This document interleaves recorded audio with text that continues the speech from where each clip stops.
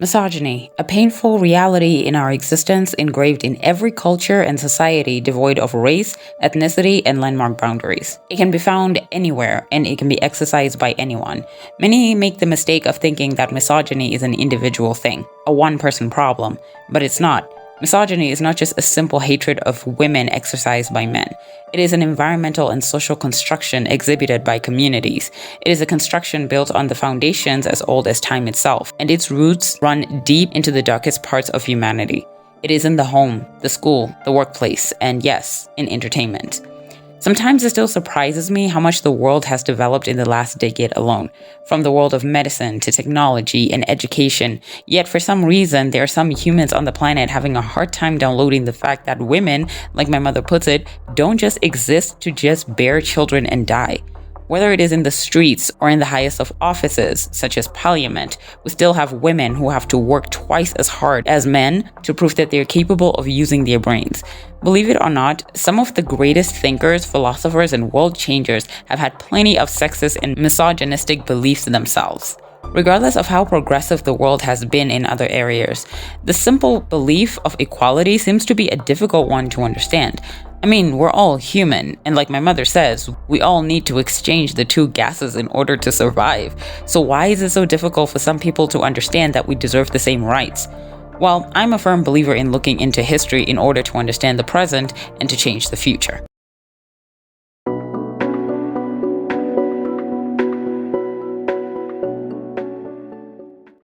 As I've mentioned, misogyny is as old as the sands of time itself, but we can't all go back to the Garden of Eden where Adam blamed his sin on Eve and talk about how all hell broke loose thereafter. But what we can look at is the history of the actual word. Misogyny is actually a term derived from an ancient Greek term, misogynia, which is used to define the disliking of women. The earliest time the term is most noted was in a moral tract written in 150 BC titled On Marriage by the Stoic philosopher Antipas of Tarsus, where he stated that he, quote, rejects the hatred of women by giving an example of one of the plays by Euripides, where the merits of a dutiful wife are praised. There was even a play titled with the similar word misogynous, meaning woman hater, reported by Marcus Tullius Cicero, stating that the hatred of women was a disease that was rooted in and caused by gynophobia, which is an abnormal social phobia of women. Regardless of how old the word is, it did not officially reach the English language until the 1620s through an anonymous proto-feminist play criticizing the anti-woman writer Joseph Sweatman. It did not truly find its popularity until the mid-70s thanks to a radical feminist writer Andrea Dworkin. In her critique titled Woman Hating, where she extended the meaning of the word to more than just a hatred of women, but a controlling of women with violence and punishing those who reject subordination, she truly popularized the idea, especially at such a crucial time during the second wave of feminism in the US. The word became a global discussion in 2012 when the first ever and to this very day still only female Australian Prime Minister Julia Gillard used the term in her what is now known as the misogyny speech in a video that went viral in which she heavily criticized her opponents for showing double standards in her policies compared to those of her male counterparts and using some crude terms in discussions of her. Slowly but surely the word has found its way into our vocabulary and now we hear it almost on a daily basis. In fact, the word has been used so many times that, like other social justice movement terms, it's starting to be overused. There are many people who've been accused of being quote-unquote misogynistic even though they aren't being that way. For a young generation whose entire life seems to be placed on the internet and are in desperate need to touch some grass, misusing of social justice terms such as this is almost inevitable. The point is, this is a word most of us in this day and age have become well acquainted with through the exposure of social media. However, for some reason, it is still a problem regardless of how much it is talked about. It seems as if knowing this term and spreading awareness of it in social media platforms isn't enough. Many of the women in our daily lives are still victims of this way of thinking. Regardless of their position in society, many women across the world are still treated differently simply because they are women.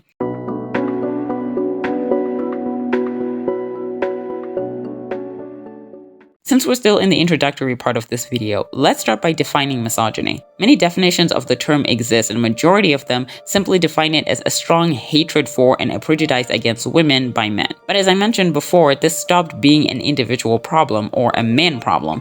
It is a societal problem now. Yeah, women can be misogynistic too. It's always seemed like basic common sense, but hey, we live in a world where people think black people can't be racist or that you can't be racist to white people. Gosh, this world needs help. As the philosopher Kate Main put it, it is a social system or environment where women face hostility and hatred because they are women in a man's world.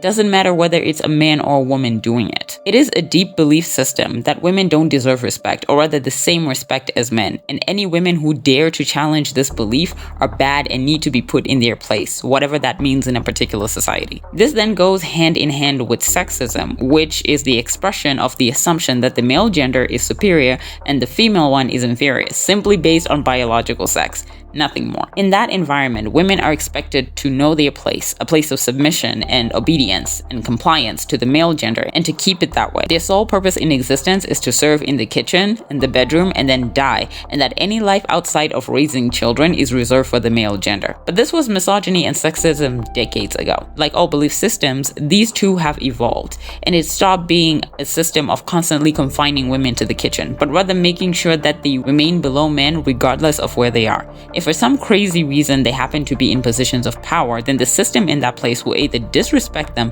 in any manner with no boundaries and choose to make their life in that position as difficult as possible. In entertainment, however, these strategies are taken up a notch, and we will discuss them later in this video. Misogyny and sexism, though with slight different definitions, the two aren't mutually exclusive. Because they are both forged in a patriarchal society, they're just alike. The only major difference is that misogyny is more blatant, obvious, and straightforward compared to sexism. But as I've mentioned, feminism is a movement birthed to combat misogyny and sexism and garner freedoms and basic rights for women. And though plenty of progress has been made, we still have some difficult miles ahead of us, as feminism has been frowned upon as toxic and dangerous, and some have even gone as far as to say that the feminism movement is no longer necessary. And to this I say, educate thyself. Every community, K-pop, LGBTQ+, Black Lives Matter, feminism, and Christian communities have toxic sides, and overriding an entire community as toxic because of it is not smart. Yes, feminism can be toxic just like any other community. And while toxicity must and should be called out, you can't just say feminism as a whole is bad. For all these people fighting wokeness, let me clarify this for you.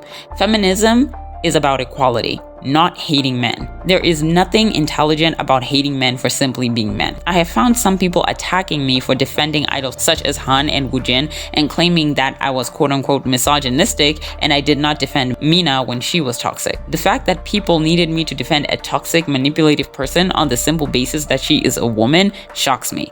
However, feminism is about believing in equal rights. If a woman and a man apply for a job and a woman has more qualifications, she should get the job, and she should be paid the exact same amount as a man would have been in her place with those exact same qualifications. Period. I mean, what the fuck is so hard to understand about that? No matter how much you think feminism is toxic or dangerous, you can't deny that discrimination against women on the base of their gender is just wrong. There's no scientific evidence anywhere in this world that proves the fact that men are the superior sex. No man is simply superior to a woman because he has a penis in between his legs. Men and women are different, of course. We process emotions differently. Our physical makeup is not the same. Naturally, women are more nurturing and caring while men are more adventurous and go-getting. But that doesn't mean men can't be nurturing and women can't be adventurous. While I understand that men may feel targeted, just know that if you don't share misogynistic beliefs, then you aren't the problem, and you need to stop worrying that one day all women will take over the world and bring about the destruction of men. Feminism is not your enemy, and if there's one nation I wish so badly could understand that, it would be South Korea.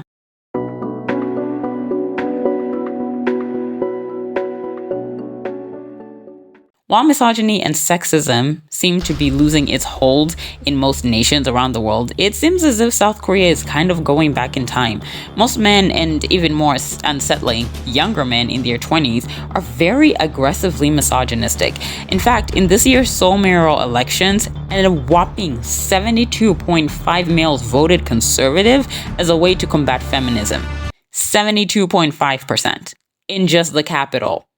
How many of your faves do you want to bet fit in this category? While the issue of sexism has been long-standing for decades and centuries in South Korea, it seems as if this generation in particular has decided to escalate it to other levels. This mainly stems from the fact that many young men in this nation see themselves as victims of feminism, and they have been very vocal about their distaste for feminism and what it stands for. Their fear of feminism, coupled with their long history of Confucianism, is clearly a recipe for the social disaster that is South Korea in this department. First brought to South Korea during the 4th century and officially adopted as a way of life in 1392 by the Joseon dynasty, Confucianism, also known as Ruism, is a socio-political philosophy that strongly emphasizes on the importance of social hierarchy, which shouldn't surprise anyone considering how freaking classist this country is. It focuses on the concept of relationship in terms of family, and it paints that the man is the breadwinner while the wife stays at home, which isn't a bad thing, as long as that is how you want to live your life.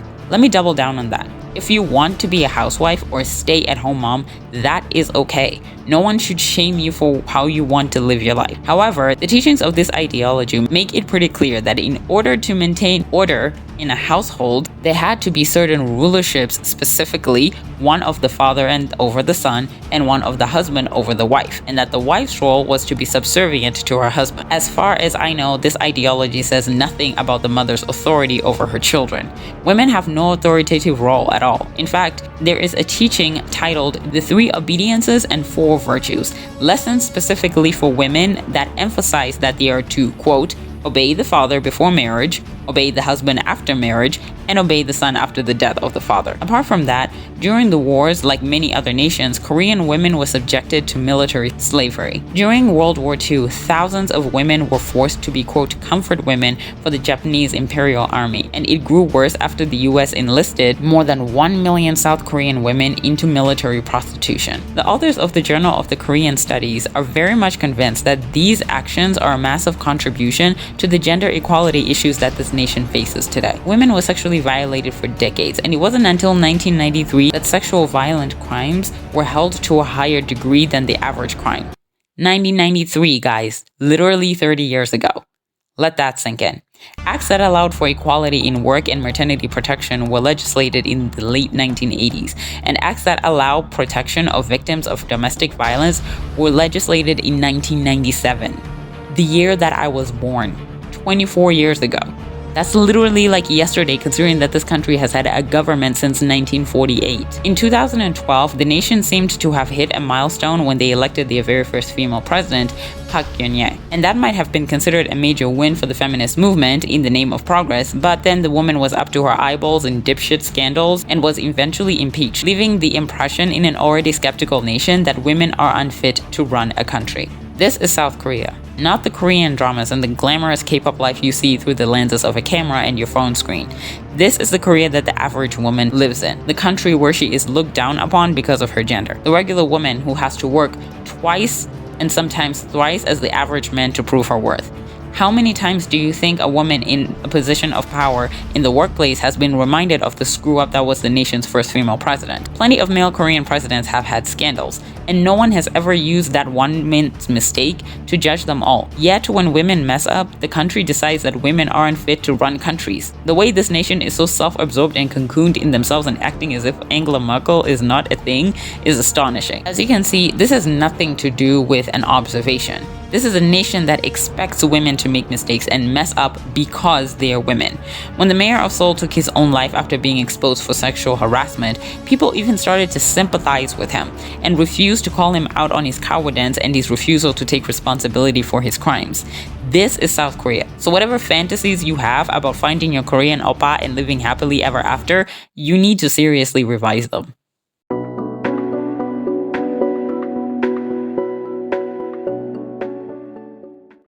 With the history of misogyny that I have outlined for you in the last few minutes, it shouldn't come as a surprise that this is found in K-pop. In fact, it's found a lot in K-pop.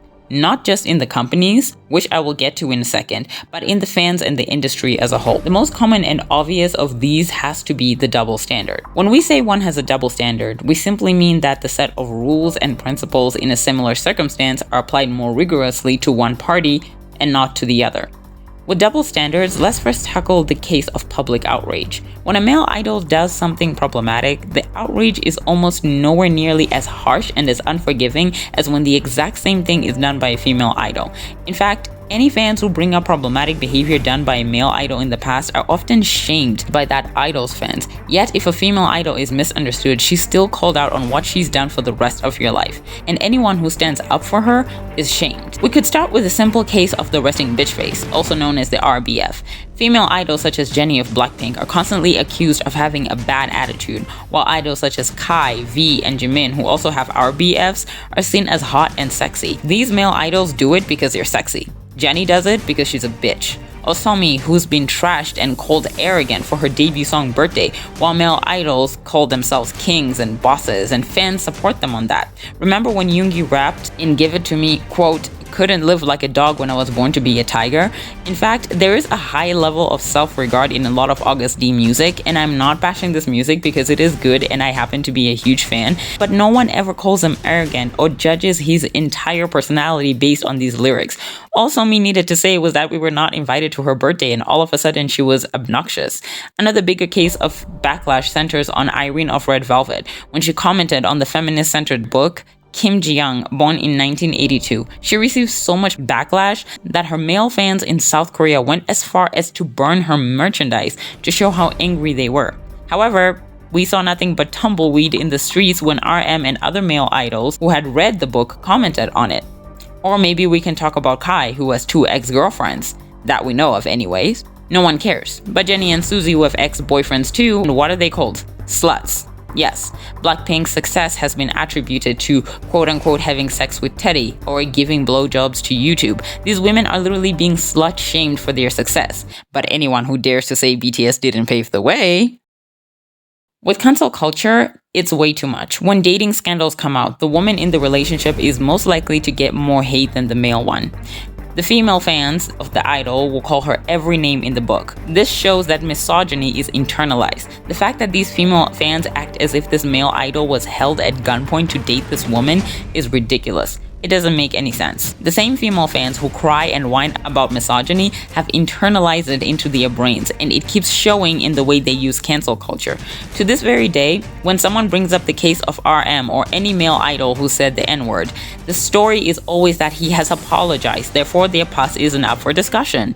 But go on to pretend like female idols such as Mamamoo, who've done blackface, have not apologized and still continue to bash them. What about idols such as Wendy of Red Velvet, who stereotype black people? This bad choice Wendy made has always been used against her, to the point where some people went as far as to say she deserved to fall off that 2.5-meter podium that put her on the shelf for an entire year. But who remembers when Juhan talked about black English? Exactly. No one. What about the cases of cultural appropriation? To this very day, there are people who accuse Oh My Girl's Yua of appropriating Native American culture with her face paint, even when Native Americans themselves have said time and time again that it wasn't their culture. The same has been said about Mamamoo, but people keep accusing them anyways. While your faves keep doing their black sense when they're rapping, but we hear nothing but crickets about that. This is something that we call internalized misogyny. It's when women express sexist and misogynistic attitudes towards themselves or other women. What makes it so dangerous is that the female fans have no idea that this is what they're doing. They're so attached to their male idols and they will defend them to their death while they stay bashing female idols who is doing the exact same thing or even less than. The example of women like Sully and Hara is very heartbreaking to revisit. But I'm going to say it. Sully was killed by misogyny. Period. The amount of backlash this woman got over the years when she was still alive is almost astonishing.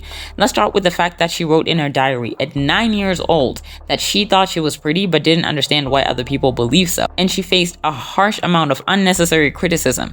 But idols such as Hichul and Jin are constantly talking about how they believe they're the most handsome members in their group and they get praised for having quote-unquote confidence. Or when she chose to go braless at the airport and she was viciously attacked on social media, even after she explained, which she didn't have to, that bra wires were dangerous for women and that they were messing with her digestion. she still got hated relentlessly.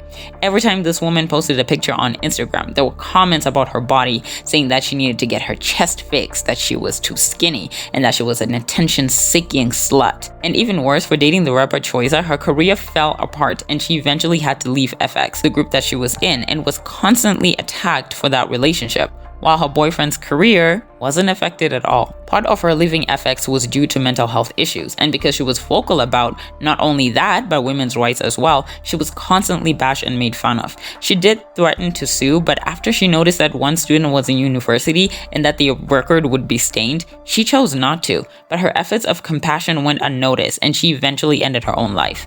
Sully even mentioned how she asked for help from SM and she was never listened to, and no action regarding her situation was ever taken. So how much responsibility did SM take for Sully losing her life? Try none. While fans are a huge problem, companies are also very much to blame for enticing this behavior.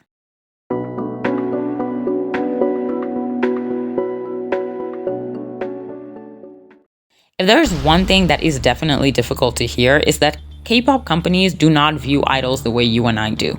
To these companies, idols are not people. They're manufactured goods, things that can make them money, and that's it. They are not valued as people, human beings with feelings that need to be considered. I have a theory as to why most K-pop agencies are only interested in investing in young trainees to debut as idols, and it is a simple fact that they are easier to control.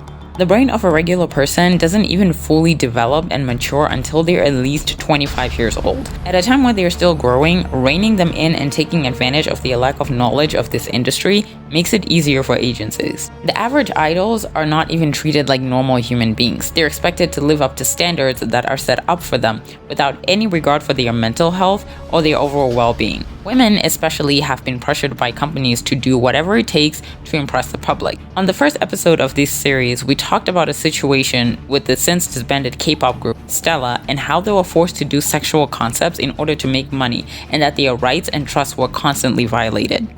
Apart from cases of over-sexualization, the standard of beauty in South Korea is so ridiculous it gives new meaning to the word. Women with flawless and fair skin, along with larger eyes, double eyelids, slim V-shaped face, slimmer figure, and straight brows are prioritized as beautiful. And the problem with this? The average Korean doesn't even look like that. Yet they have the audacity to go on the internet and insult idols and compare them to wild animals when they do not reach the level of perfection that they expect from them. It's pathetic. This has placed so much pressure on women to get work done in order to be considered more beautiful. They are even expected to maintain what is known as the 50-kilogram rule, which anyone who's taken a science class in high school is very much aware of how unreasonably unhealthy this is. These standards often affect the average girl who's a fan. A national survey taken in 2016 in South Korea proved that compared to the 36% of males in the country, 72% of girls in South Korea feel the pressure to lose weight. This is a problem that is clearly on both sides, but women feel it greater. Why is that? It is because of the environment that these companies are creating. They expect these idols to maintain an image that pleases men, as men are naturally visual creatures. Men initially are attracted to looks compared to women who are initially attracted to status. Women therefore are expected to look and maintain a perfect image for the heterosexual men to enjoy. I think it's safe to say that some companies don't mind being obvious about which groups they are prioritizing in their agency. You could find a company that puts all the time, money, and energy into boy groups and then do the bare minimum with the girl groups that they have. It seems in the industry, male groups are always prioritized over girl groups. The only time girl groups are seen as priorities is if they are making the most money in the company, taking for instance what happened with Twice and GOT7 in JYP. But don't let that fool you. Just because you're a priority as a girl group doesn't mean that they treat you better. Twice has been overworked to the bone, especially in 2018, and it took forever before JYP even considered giving them a break. Then you have companies such as Pledis and Jellyfish Entertainment, who let go of their most promising groups while keeping their boy groups active. Jellyfish kept Gugutan on the shelf for an excruciating 2 years while they debuted a boy group and gave them 2 comebacks and even had them participate in Road to Kingdom. Another example is when YG kept Blackpink on a 10-month hiatus while Winner and iKON had tours and 2 to 3 comebacks respectively in the same year. Same goes for Pledis with Pristin. They dropped them because their second album wasn't doing as well, but they kept Newest even after their albums were declining. Once again, don't get me wrong, it doesn't mean that male idols are living a glamorous life, but companies are not quick to give up on them as they do with girl groups.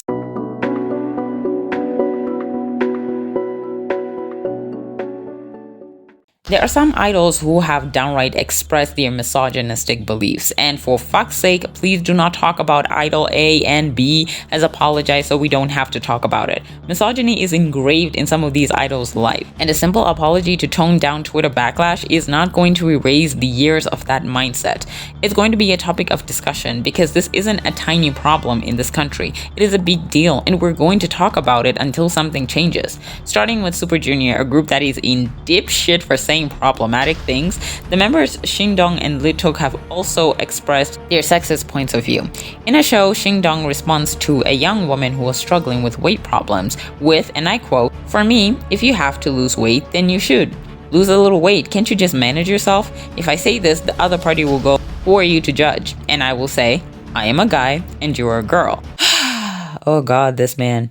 After receiving backlash, of course he apologized, but the comfort he had in saying something like this on TV makes you wonder what kind of person he is in general. Lituk himself also has expressed that he, quote, dislikes fat girls and he thinks that they don't take care of their bodies well. And sis, if you think that's disgusting, you're not yet pissed. Teen Top's main rapper, Cap, or is it CAP? You know what? I don't give a shit. This man was in an interview and he said, and I quote, "When I am 30, I want to be a father. I will raise my kids in a cool way. I will give my son anything he wants and I will take care of him so he can grow up. As for my daughter, it is a woman's job to stay home. If she needed to be, I would hit her and keep her locked at home." Of course, the idiot got backlash, and in his shitty-ass apology, he claimed that it was meant to be a joke and that the public had taken it the wrong way. Bitch, what? The fact that this man blamed the public for taking his quote-unquote joke the wrong way when he said something clearly misogynistic, sexist, and not to mention abusive shows that this problem is deeper than most people realize.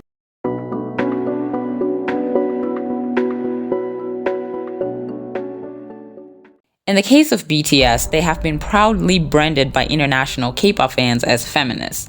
But I think we're not clearly aware of the misogynistic controversies that are underlying not only in their music, but in the way they speak. Even worse, some international K-pop fans who recognize it keep silent out of fear that the vicious side of their toxic fanbase army will attack them for speaking up on it.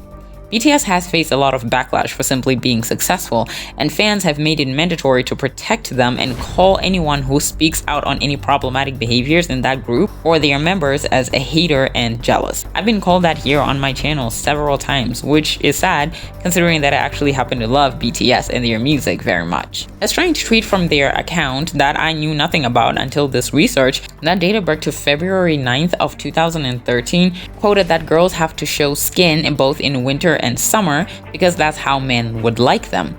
Even one Twitter user called them out, asking them if women were just mannequins and that they were not eye candy. When misogynistic lyrics were pointed out in their music, Big Hit released an apology on behalf of their producers and the boys for the lyrics that quote-unquote deeply inconvenienced others.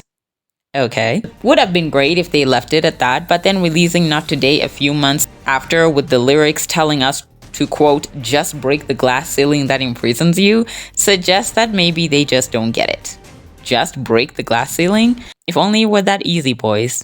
If only. It seems BTS carried this image of being quote-unquote feminist, but the actual work of supporting feminism in their status is pretty much non-existent. It's the same thing with the Black Lives Matter movement, as Big Hit suggested that donating was a good move for them as a group, but did not shed light on the movement and its actual importance. This is not me hating on BTS. There's an underlying issue of BTS being branded as social justice warriors when they've not really done anything to prove that they understand the depths of these social justice issues and how they affect the people they claim to so proudly support. While they have done a lot of good, I do have to mention that you should give them credit where it is due. But for fuck's sake, do not hand them the credit that they do not deserve.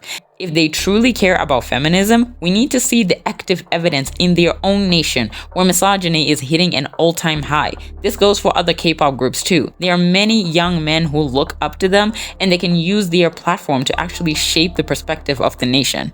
However, if it is too difficult and complicated for them to do, let's not walk around internationally and scream that these men are feminists based on a couple of speeches. Many feminists in South Korea, the ones who actually truly understand and experience misogyny of the nation firsthand, are constantly in battle with international fans of BTS and other boy groups that are titled feminists when they try to explain that the groups themselves are not as feminist as their fans like to believe. These are people in their own home countries who are fans of the groups and their music. But when they try to shed light on this and other issues such as the LGBTQ+ community, the international K-pop universe will give them hell and bully them online, which is something BTS themselves happen to be against. Defending BTS or any other groups for that matter when they are being fairly criticized is counterproductive. No proper action is ever taken and little lessons are learned. These idols will continue to have problematic views in their lives without ever truly reflecting on their beliefs and train of thoughts to see if necessary change is needed. This belief system is engraved into their thoughts through their environment and the music that they sing. Just looking at lyrics of K-pop hits such as War of Hormone by BTS, Joke by RM, Baby Goodnight by B1A4, Inconvenient Truth by Infinite, Only Look at Me by Taeyang, and do not get me started on JYP's entire existence. Misogynistic lyrics are everywhere. As young men, these are the lyrics that they're singing and rapping about in their music. They sing this over and over again in practice, in recording, and in performing, and it's becoming a part of their everyday life. At such a young and impressionable age, these soon-to-be grown men are being fed this mental garbage in their daily music and lyrics. Coming from a country that already disrespects women and fails to do the bare minimum for them, how much you want to bet your cancel culture parties that last for literally 2 days can actually change their minds? Even taking the banning of dance moves in K-pop songs, for example. Girl group music videos get banned for the same shit that male idol groups do all the time. Hip thrusts, leg splits, they're all deemed too sexual for their on-stage performances, and they're forced to change their choreographies. Male idols do the most on stage and get away with it, but girl group dance moves are seen as too suggestive. Very few male groups such as Cross Gene have actually had moves banned from being performed. In some cases, it simply takes the breaking of a scandal in order for one to see how these young idols view women in their society. The Burning Sun scandal that absolutely shocked the K-pop universe to its core is living proof of this. Looking at the idols involved in prostitution amongst many other crimes, the way they spoke about women in these so-called golden chat rooms was disgusting. Sentence after sentence was chock-load of disregarding women and speaking about them like they were objects. And yes, that includes Seungri too, so please spare my comment section. The manner used to address these women and talk about them just goes as far as to show how little to no regard these men have for women in general. This is how their misogyny manifests in its deepest and darkest form. Misogyny in K-pop is manifesting everywhere, but because their fans have internalized this behavior, they're willing to look the other direction and defend them from everyone, even those who are trying to point out genuine problems within this industry. This is a day and age in which there is a deep identity crisis amongst young people, and there's a desperate need to identify with something, and anyone who seems to be a threat to that something will receive hellfire. Fans are so desperate to keep these groups from harm, and they will defend anything and everything in order to keep loving their idols. Doing this is a lot easier than seeing the problem for what it really is. This industry was formed in a country with very problematic views when it comes to women. The nation of South Korea is deep-rooted in misogynistic and sexist beliefs that shape their everyday life, their workforce, their political systems, and especially their entertainment industry. This is a nation that went as far as to sign a petition for an actress who claimed to purposefully audition for stronger roles to not receive any coverage in the media. The heaven that you think South Korea is does not exist. It has problems, just like any other nation. In the music and entertainment industry as a whole, women are held to a higher standard than men, whether it is in their looks, their body makeup, or criticism in general. The industry itself does not see the importance of respecting women, and they see feminism as a weapon that is forged to destroy men. They fear it, so they do whatever it takes to eliminate it at all costs. The industry objectifies women for their own pleasure in their pockets. Female idols who speak about women's rights are constantly attacked, slut, or body shamed just so they can prove their points. They hit women where it hurts the most in order to combat feminism. They believe that it is their enemy and that movements like the Me Too movement exist to tear them down and destroy their lives. What is even more terrifying is that it is not the older generation that is the problem. It is the younger ones. The young men who are our age are fighting this change, and they see it as problematic. It is these men that we adore so much, listen to their music, hang posters of in our bedrooms, and buy albums from, and brand as feminists on our social media platforms every day, who share the same views that we claim to hate so much. Looking at something as simple as voting statistics in this nation alone, it kind of makes you wonder how many of these male idols are just like the average young man in South Korea who loathes feminism, disrespects women, and believe that they don't deserve any basic human rights. How many of them that you idolize are part of this culture, that believe you as a woman are an enemy and that you don't have a place in the society? How many of them walk around and parade themselves to be feminists and relish in the online praise that you give them, but turn around and go back home to those same misogynistic and sexist tolerances that they've had from the start? This is simply a wake-up call for you to realize that there is more that is needed before we can truly call our faves feminists. A few sentences here and there, a few sentences on V Lives, and a few speeches is not enough to just assume that idols support basic rights of equality. You as a fan have a personal responsibility to educate yourself on these matters and understand the seriousness and the depth of this problem in K-pop and spread awareness to those who listen. While grace and compassion are more important in times like this than hate, you have a right to be upset with this behavior, and you don't owe it to anyone to explain your feelings about it. As for the fans who are accustomed to defending their idol, I hate to break it to you, but your faves are not perfect. Therefore, they should not be placed on pedestals that put them above reproach. Idols must and should be criticized and called out when their behavior is problematic. And if you defend them as a fan, then you're a huge part of the problem. Instead of creating an environment for growth, you're prohibiting progress in a time where the world needs it the most. This is a national problem, and as a K-pop community, it is time we realize it for what it really is, and not for what we wish it to be. Until the next time, stay safe, God bless, and I love you.